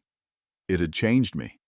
And maybe, just maybe, that change was going to save my life. The crows became my early warning system. They'd call out when infected approached, would tell me about grounder patrols, would scout the town and report back on supplies, safe routes, danger zones. It wasn't perfect. Their communication was conceptual, not specific. They couldn't tell me 10 infected at the intersection of Main and 3rd. They'd say, many dead walking things in stone human dens near big water. But I learned to interpret, learned their language, learned to work with them. Riley became my translator. She'd communicate with other animals, deer, raccoons, even the occasional fox, and help them understand that I was safe man, not hurt, gives food sometimes. In return, they'd warn me about threats, about infected movements, about grounder activity. I had become part of the forest ecosystem. Not human anymore, not exactly, something in between. And that in-between state kept me alive. Day 30 brought the first siege. I saw them coming from half a mile away. 8 grounders, heavily armed, moving with military precision through the forest, heading straight for my tree. The crows warned me first. "Man things with loud sticks, many coming to tall tree." I pulled up my rope ladders, secured my supplies, made sure Riley was hidden behind the platform's low wall I'd built for exactly this situation. They arrived at noon. Devin Hartley in the lead. I recognized him from the description I'd heard on the radio. Ex-military bearing, cold eyes. The kind of man who'd shoot an old prepper in his bunker and sleep fine that night. "I know you're up there," he called. "Saw your smoke 3 days ago. Heard your radio transmissions. You're the wildlife guy, the one who warned people not to help you because you might be infected." I stayed silent. Smart, hiding up there. Infected can't climb, but you can't stay up there forever. Eventually you'll run out of food, run out of water, run out of reasons to keep living alone. So here's my offer. Come down, join us. We've got supplies, got shelter, got a system that works, or you can stay up there and die alone when winter comes. Your choice. "I heard what you did to Walt Brennan," I called down. Silence. Then, the old man in the bunker, he didn't want to share, didn't want to contribute. In the New World, people who don't contribute don't deserve to survive. He was just defending what was his. Nothing belongs to anyone anymore. Everything belongs to whoever's strong enough to take it and smart enough to keep it. Devin looked up at my platform. "You're in a good spot up there. High ground, good visibility, but it's also a liability. Can't move, can't adapt, can't run if things get bad. Elevated positions are strategic weaknesses, so I'll ask you one more time. Come down and join us, or we'll make sure you come down eventually. How? Fire, smoke, waiting you out, killing anything that tries to bring you supplies. He smiled. We've got time. Question is, do you? They left. But I knew they'd be back. The crows confirmed it that evening. Man things with loud sticks making plan, talking about tall tree, talking about fire, talking about making safe man come down. I had to make a decision, stay and fight, or run and start over somewhere else. Riley nudged my hand, made a sound that meant, Silas, safe here, tree good, pack protects. I looked at the forest around me, at the crows roosting in nearby branches, at the deer bedding down in the clearing below, at the raccoons that visited each night looking for food scraps. I wasn't alone anymore. And maybe, just maybe, I could make this work. The siege came on day 35. 8 grounders, armed with rifles and shotguns and a determination to drive me out or kill me trying. They started by shooting at the platform. Bullets punched through my tarp roof, shattered my water bottles, forced me and Riley to hide behind the platform's low wooden walls. "Last chance!" Devin shouted. "Come down or we burn you out!" I looked at the Douglas fir's thick bark, at the rain from 2 days ago still dripping from the canopy, at the forest floor carpeted in wet moss and ferns. Good luck burning wet wood in wet weather, I thought. They tried anyway, poured gasoline around the tree's base, lit it. Flames leaped up for maybe a minute before the wet bark and damp conditions killed the fire. "Infected!" one of the grounders screamed. The gunfire had drawn them. 30 or more infected stumbling out of the forest, attracted by noise and movement and the smell of living humans. The grounders had to split their attention between me and the infected. Some kept shooting at my platform. Others turned to face the approaching horde. And that's when the crows attacked. I hadn't asked them to, hadn't expected it. But they dove from the trees like living missiles, targeting eyes and faces, creating chaos and confusion. What the... Get them off me. There's too many. Fall back, fall back. The infected hit the grounder line while they were distracted. 2 grounders went down immediately. The rest broke and ran, leaving their wounded behind. I watched from above as the infected tore into the fallen men. Watched them turn within minutes. Watched the newly infected stand up and join the others. Devin screamed up at me from a safe distance. "This isn't over. You can't hide up there forever." But they left, and I survived. 3 crows had died defending me. I found their bodies the next morning and buried them in a cairn of stones because they'd chosen to help and paid the price. The forest was quiet for a long time after that. The grounders didn't return, the infected movements decreased, and I was left with Riley and my animal network and the knowledge that I'd crossed some line I couldn't uncross. I'd killed people. Indirectly maybe, but I'd dropped supplies on climbers, had used the infected as weapons, had become something that survived by any means necessary. Walt would have understood. Walt had prepared for a world where the old rules didn't apply. I just hoped I could live with the new ones. Days became weeks, weeks became a month, then 2. My platform evolved from basic survival shelter into something more permanent. I'd reinforced the walls, built a proper roof that could withstand Oregon's winter rain, created storage that kept supplies dry, established routines that kept me sane. The animal network became my lifeline. Crows scouted daily, reporting grounder movements and infected migrations. Deer warned of approaching threats. Raccoons traded information for food scraps. And Riley coordinated it all, translating when I couldn't quite parse the conceptual communication. I learned that the infected were starving. Without prey, they were becoming slower, weaker. Some had stopped moving entirely. Nature was doing what humans couldn't, killing the infected through simple biology. I learned that the grounders had grown, 20 people now, maybe more. Devin had consolidated power, had created a hierarchy, had established rules that kept people fed but terrified. And I learned that I wasn't the only survivor out here. Day 43 brought a voice on the radio. Not Devin's broadcast. Not government emergency warnings. A woman. "Anyone listening? My name is Cassidy Monroe. I escaped from the grounder camp 3 days ago. They killed my husband when he tried to leave. They're planning a major assault on isolated survivors. If you're out there, if you're alone, they're coming for you. I'm hiding now, but I need help. If anyone can hear this..." Static. I grabbed the radio. "Cassidy, this is Silas. Where are you?" More static. Then, "Silas? Oh, thank God. I'm somewhere in the forest north of town. I think. I've been running. They're hunting me. 3 of them. I can hear them. Can you get to higher ground?" "I don't. There's trees, but I can't climb them. I'm just a bookkeeper. I don't have survival skills. I don't know what I'm doing."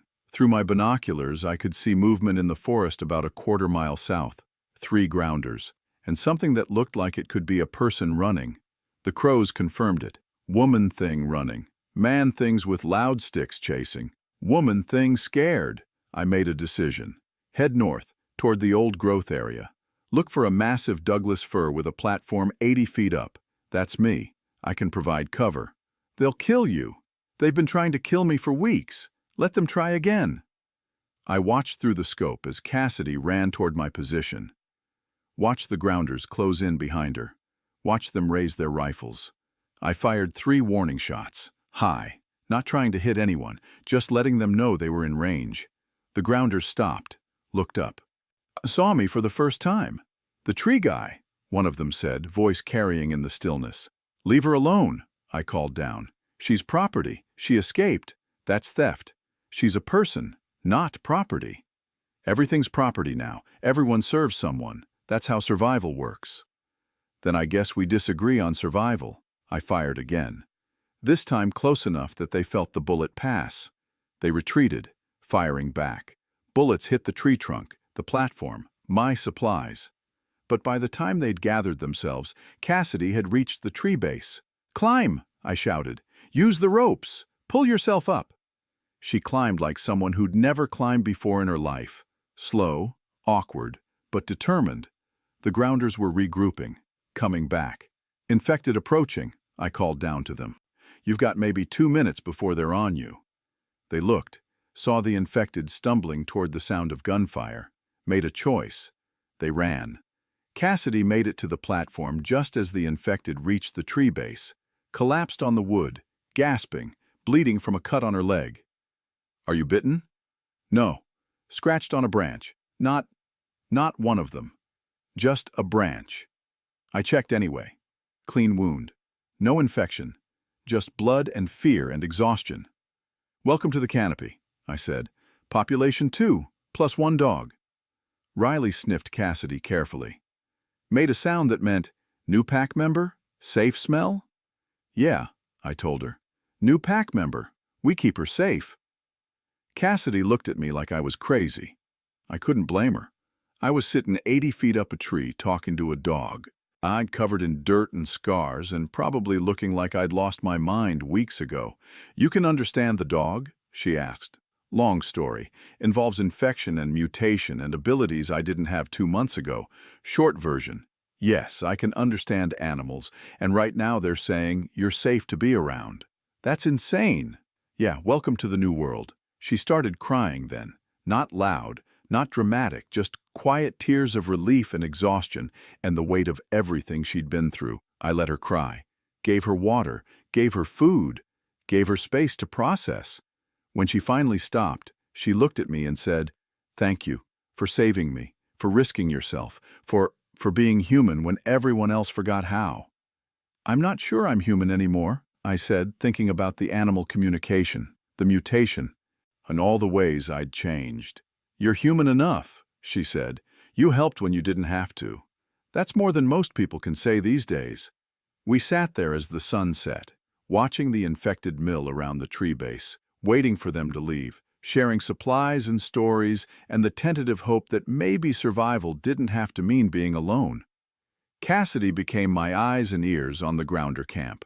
She'd spent 6 weeks with them, knew their routines, knew their leadership structure, knew where they stored supplies and how many people Devon had recruited or coerced into joining. 22 people, she told me on her second night in the tree. 12 are true believers. The rest are just scared, want to survive. We'll do whatever Devon says because the alternative is exile or death. He's consolidated power by being the meanest son of a bitch who's still breathing. Anyone who challenges him ends up dead or worse. What's worse than dead? Exiled without supplies, given to the infected, made an example. She shuddered. I saw him do it to a teenager who stole food, tied the kid to a fence and left him there while infected closed in, made everyone watch, made sure we knew what happened to thieves. Jesus, he's planning something big, major assault on isolated survivors. He thinks if he can eliminate everyone who's not part of his group, he can control the whole area, become some kind of warlord. She looked at me. You're at the top of his list, the tree guy who won't submit, who survived the siege, who has skills and supplies and represents everything he can't control. Let him come. Silas, he has 22 people. You have a dog and some birds. I have height. I have warning. I have the infected between me and them. And I have something Devon doesn't. What? Patience. He's operating on ego and anger. I'm operating on survival. Eventually his people will get tired of his leadership, or the infected will thin them out, or winter will kill half of them. I just have to outlast him. What if he burns you out? Douglas fir bark is fire-resistant. It's how old growth survives forest fires. And Oregon's wet enough that even if he brings gasoline, he'd need a lot of it to overcome the natural dampness. She seemed unconvinced, but didn't argue. We fell into a routine. Cassidy helped with platform maintenance and supply management. I taught her to climb and to use the pulley system.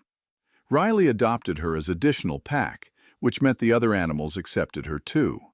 The crows particularly liked her. She had a knack for communication even without my mutation-enhanced abilities.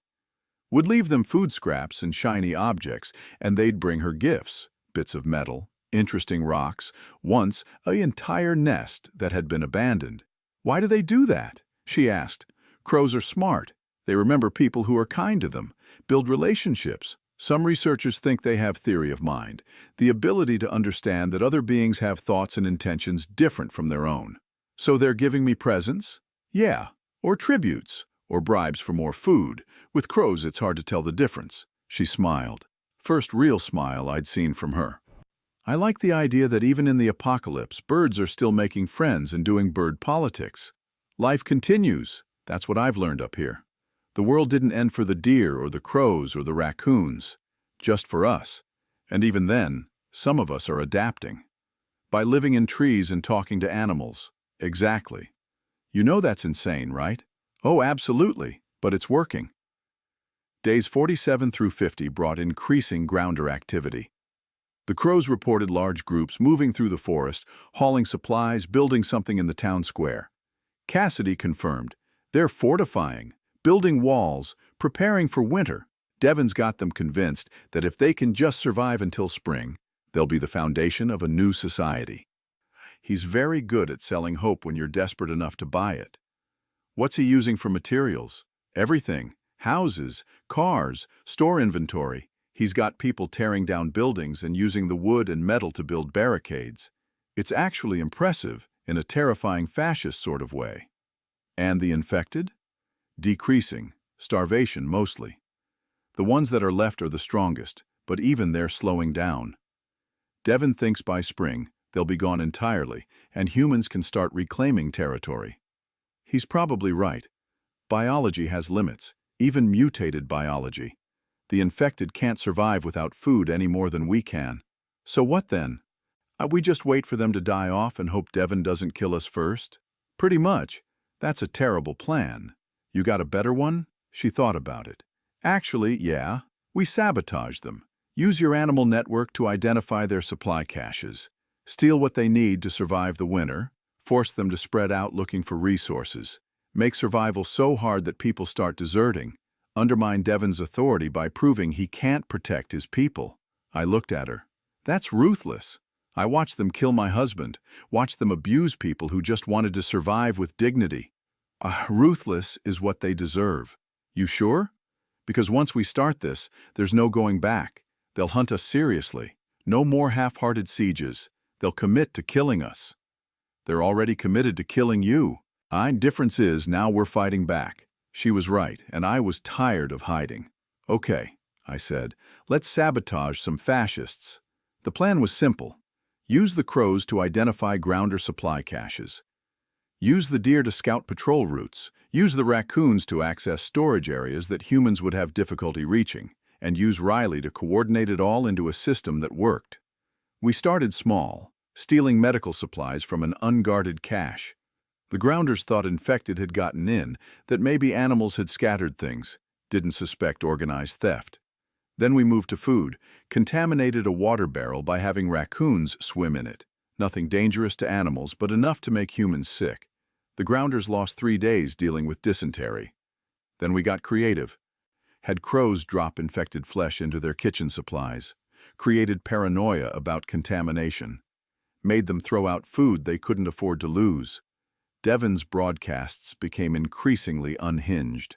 Someone is sabotaging us. Someone in this camp or someone outside. When I find them, they'll wish the infected had gotten them instead. We've lost half our food stores, lost medical supplies, lost the trust that kept us together. But we will survive. We will find who's responsible, and we will make an example that no one will ever forget.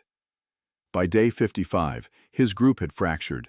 5 people deserted. 2 were caught and executed. 3 made it out.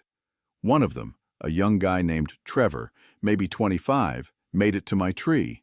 "Please," he begged from the base. "Please don't shoot. I just want to leave.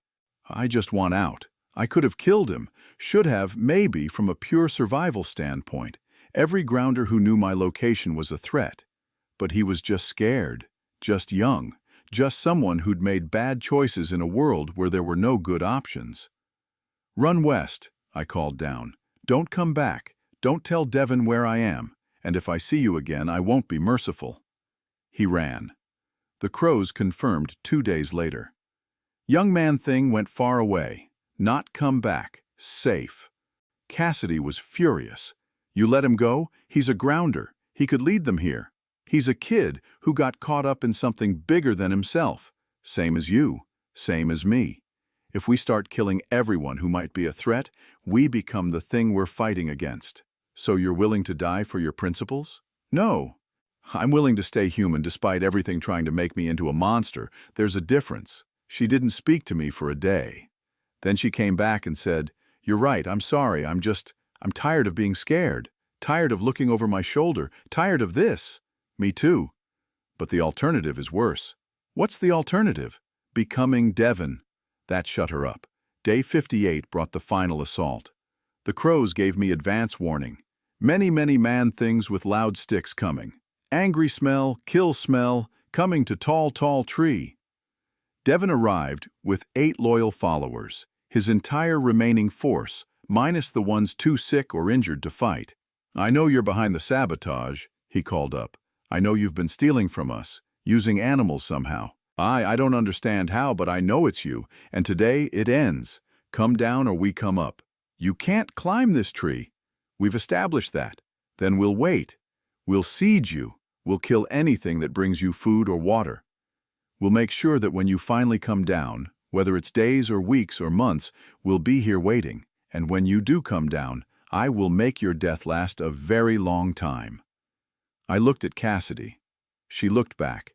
"They're desperate," she whispered. "This is a suicide mission. They know they can't win, but they're doing it anyway because Devon demands it. Then we give them a way out." I called down, "Your people are starving, Devon. Your supplies are gone. Your authority is failing. You're dying and you know it. Leave now and I won't stop you. Stay and the infected will finish what I started." "You think I'm afraid of infected? I've killed more of those things than you can count. I'm not talking about the ones you can see." On cue, the crows started calling.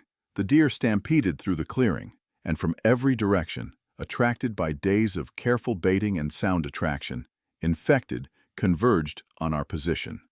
30, 40, 50 infected. Devon's group broke, scattered. Most ran, but Devon stayed. Raised his rifle toward my platform. Riley saw it before I did. Launched herself off the platform in a flying leap that should have been impossible but wasn't because she was defending Pack and Pack came before everything.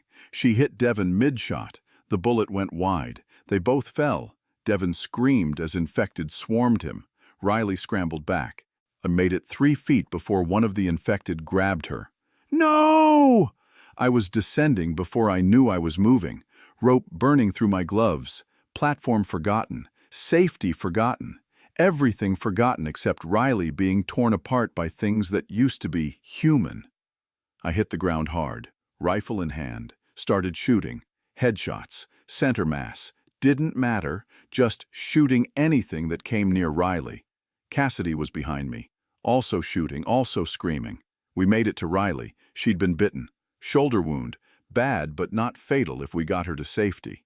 An infected grabbed my arm. I shot it. Another came from behind. Cassidy got that one. "Get her up," I screamed. "Get her to the platform." We climbed one-handed, dragging Riley between us while infected swarmed below. Made it to the platform. Or pulled up the ropes behind us. Below, Devon was still screaming, still trying to fight, still refusing to die quietly. Then he fell silent, and a few minutes later stood back up. His eyes were clouded over now, his movements jerky. He stumbled around the tree base with the others, searching for a way up, finding nothing.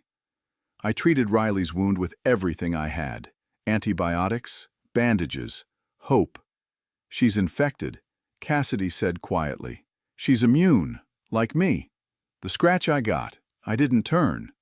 Maybe she won't either. And if she does?" I didn't have an answer for that. Riley survived. The infection didn't take. She healed slowly, but she healed. And when she finally opened her eyes 3 days later and made a sound that meant, "Silas Pack Leader Riley," okay. "Riley, still Pack," I cried for the first time since this whole thing started. The grounders never returned. Their camp dissolved. People scattered into the wilderness or died trying to survive alone. Devon's infected form wandered the forest for weeks before finally falling and not getting back up. Winter came, harsh and cold and unforgiving. But we were ready. Cassidy and I had winterized the platform, built walls that kept out the worst of the wind, created a heating system using a small camping stove and careful ventilation, stockpiled enough food to last until spring. Riley recovered fully. The animal network continued, and we survived. On day 62, a new voice came on the radio. "This is the Cascade Initiative, broadcasting from Portland suburbs. We have a fortified community, 200 survivors. Medical care, sustainable food production. We're accepting new members. If you're listening, respond on Channel 7. I looked at Cassidy. She looked back. "Could be a trap," I said. "Could be salvation," she countered. "We're safe here. We're surviving here. There's a difference." She was right. Height had saved us, but it hadn't let us live. "One of us should scout it," I said. "I'll go." "Cassidy, you can't leave. The platform is yours. Riley needs you, and you have your animal network here, but I can travel, can investigate, can come back if it's real." "And if it's not?" "Then you'll know not to go when they inevitably try to recruit you." She left the next morning, took supplies, took a radio, took my mapped routes through infected territory. And for 4 days I was alone again with Riley in the forest. On day 66, her voice crackled through, "Silas, it's real. It's actually real. Walls, greenhouses, 200 people working together, medical care. Riley can get proper treatment. You can be human again. Come home. Home." I looked at my platform, at the tree that had saved my life, at the forest that had become my world. "Okay," I said, "we're coming." Leaving the tree was harder than I expected. I'd lived there for 68 days, had built it into something more than survival, had made it mine. But Riley needed better care than I could provide. Cassidy needed community, and I needed to remember how to be human instead of just surviving. We descended at dawn. I left food caches for the animals who'd helped us, left supplies for anyone who might need the platform, left a note explaining what had happened and why we'd gone. The journey to the Cascade Initiative took 3 days, 40 miles through infected territory, using animal warnings and careful route planning. We saw infected, avoided them, saw abandoned camps, avoided those too. And finally we saw walls, real walls, watchtowers, organized guards. Cassidy met us at the gates. "Welcome home," she said. The guards were cautious but friendly. Asked about bites, about symptoms, about where we'd come from and how we'd survived. When I mentioned the animal communication, they exchanged glances. "We've heard about that," one of them said. "A few people have reported similar abilities. We think it's a mutation of the infection. You didn't turn, but you changed." It's rare, but you're not alone." They brought us inside, to a community that was actually working. Gardens, medical facility, schools for the few children who'd survived. People working together instead of tearing each other apart. Riley got veterinary care. Actual professional care from someone who'd been a vet before the world ended. Her shoulder healed properly. She stopped limping. I got a cabin. Small. Simple. Mine. And slowly, over weeks and months, I learned how to be human again. The animal communication stayed. If anything, it got stronger. I established a wildlife watch system for the community, using my abilities to provide early warning of threats. Trained others to read animal behavior even if they couldn't understand animal communication directly. And I started documenting, recording survivor stories, preserving what had happened, making sure that if anyone ever wondered how the world ended and how some of us survived, there would be a record. 6 months after I left the tree, I stood on the community wall at night, listening to crows call to each other in the darkness. Riley stood beside me. Cassidy was somewhere behind us, probably organizing something, probably making the community better through sheer force of will. The crows told me the tree still stood. That infected numbers had dropped to almost nothing. That spring was coming, and the world was slowly, painfully recovering. "Stay safe out there," I whispered to the darkness. "Keep listening, keep surviving.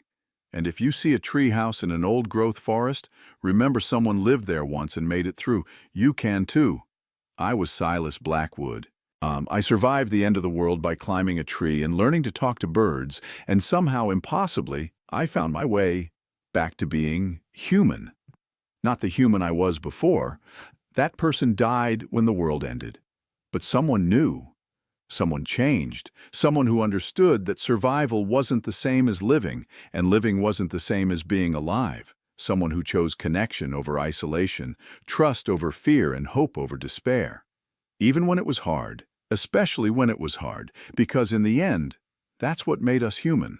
Not our weapons or our walls or our ability to kill things that scared us, but our ability to build, to help, to choose kindness when cruelty was easier.